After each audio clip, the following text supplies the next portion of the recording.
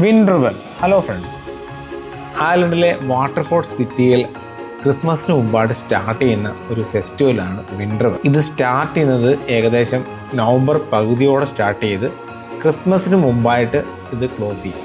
ഇവിടുത്തെ ലൈറ്റ്സുകളും കാര്യങ്ങളും എല്ലാം അവിടെ തന്നെ ഉണ്ടാവും. പക്ഷേങ്കിൽ ഈ ഫെസ്റ്റിവലിൻ്റെ ഉദ്ദേശം എന്നാന്ന് വെച്ച് കഴിഞ്ഞാൽ കൗണ്ടി കൗൺസിൽ പറയുന്നത് ക്രിസ്മസിൻ്റെ ഒരു തുടക്കമായിട്ട് എല്ലാവർക്കും എൻജോയ് ചെയ്യാൻ പറ്റുന്ന രീതിയിലുള്ള ഒരു ഫെസ്റ്റിവൽ അല്ലെങ്കിൽ ഒരു ലൈറ്റ് ഫങ്ഷൻ അല്ലെങ്കിൽ ഒരു സെലിബ്രേഷൻ എന്നൊക്കെ പറയാം.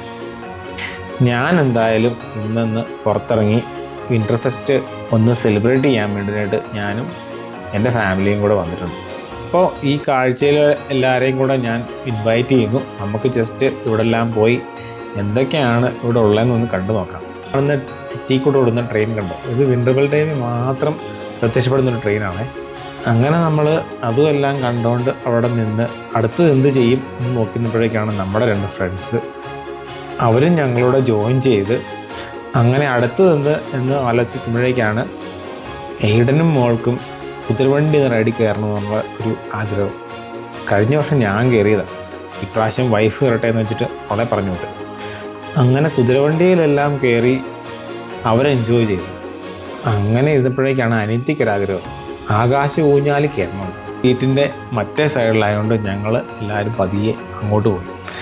എയ്ഡനും അനിയത്തിയും കൂടെ അവിടെ ക്യൂ നിന്ന് ടിക്കറ്റൊക്കെ എടുത്തു. പക്ഷേങ്കിൽ അവിടെ നല്ല ക്യൂ ഉണ്ടായിരുന്നു.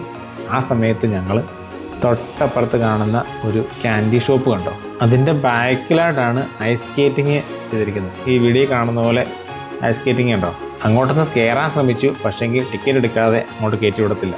അതുകൊണ്ട് ആ പ്രതീക്ഷനെ ഉപേക്ഷിച്ച് പുറത്തുനിന്ന് എടുത്ത് വേടിയത്. അങ്ങനെ ക്യാൻഡി ഷോപ്പിലോട്ട് തിരിച്ചു വന്ന് നമ്മുടെ പഴയ നൊസ്റ്റാൾജിയായ ബോംബെ പൂട അല്ലെങ്കിൽ പൂടമുട്ടായി അത് വാങ്ങിക്കാമെന്ന് വിചാരിച്ചു. അങ്ങനെ പൂടമുട്ടായി ഓർഡർ ചെയ്ത് അവിടെ വെയിറ്റ് ചെയ്ത്. നമ്മുടെ നാട്ടിൽ കിട്ടുന്ന കോട്ടൺ ക്യാൻഡി ഒരു വൈറ്റ് കളറല്ല, ഒരു ക്രീം കളറല്ലേ, പക്ഷേ ഇവിടെ പിങ്ക് കളർ പോലെ ചെറിയൊരു പിങ്ക് കളറാണ്. അങ്ങനെ ആ കോട്ടൺ ക്യാൻഡിയും വാങ്ങിച്ച് അതിൻ്റെ പൈസയും കൊടുത്ത് അവരോട് താങ്ക്യൂയും പറഞ്ഞ് ഈമിയുടെയിലോട്ട് കൊടുത്തു. ഏമിക്ക് ആദ്യം എന്താണെന്ന് മനസ്സിലായത്, അത് കടിച്ചു നോക്കിയപ്പോഴേക്കാണ് മനസ്സിലായത് ചോക്ലേറ്റാണ്. അവിടെ വേറെയും കുറേ ഇൻസ്റ്റൻറ്റ് ക്യാൻഡീസും ക്രിപ്സും ഒക്കെ ഇരിപ്പുണ്ടായിരുന്നേ. അങ്ങനെ ആ ക്യാൻഡി കണ്ടപ്പോൾ എനിക്കും ഒരാഗ്രഹം ഒന്ന് കടിച്ചു നോക്കാനായിട്ട്.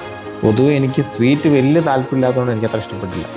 ബാക്കി ഉണ്ടായിരുന്ന ക്യാൻഡി എനിക്കും കൊടുത്ത് എല്ലാവരും കൂടെ കുറച്ച് കഴിച്ച് ടേസ്റ്റ് ചെയ്ത് നോക്കി. ഒരു മധുരവും ഉപ്പും കൂടെ ചേർന്ന ടേസ്റ്റായിട്ട് എനിക്ക് തോന്നി കേട്ടോ. അങ്ങനെ ക്യാൻഡി ഷോപ്പിനോട് ബൈ ബൈ പറഞ്ഞ് ആ സമയമായപ്പോഴേക്കും എഡനും അനിയത്തിനും കൂടെ റൈഡ് ചെയ്ത് താഴെ ഇറങ്ങി.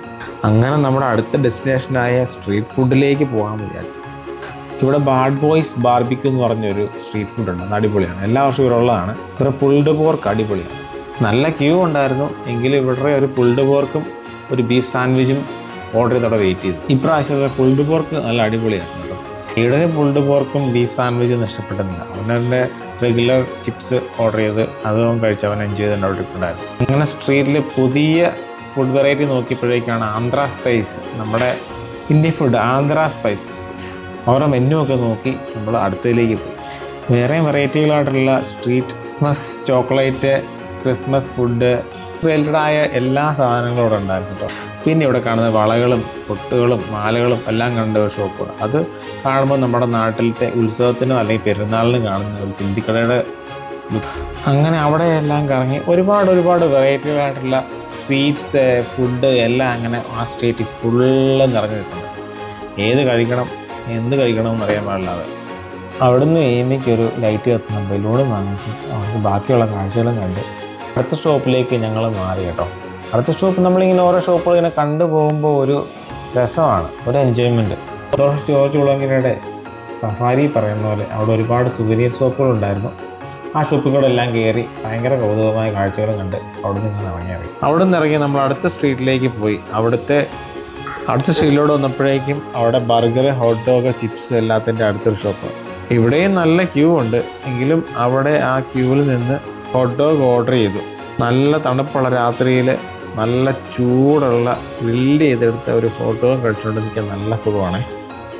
അങ്ങനെ അപ്പോൾ ഇതൊക്കെയായിരുന്നു ഇന്നത്തെ നമ്മുടെ ടൗണിൽ പോയിട്ടുള്ള പരിപാടികളെല്ലാം. അപ്പം നമുക്ക് അടുത്ത വീഡിയോയിൽ കാണാം. Thank you for watching. Stay tune. By.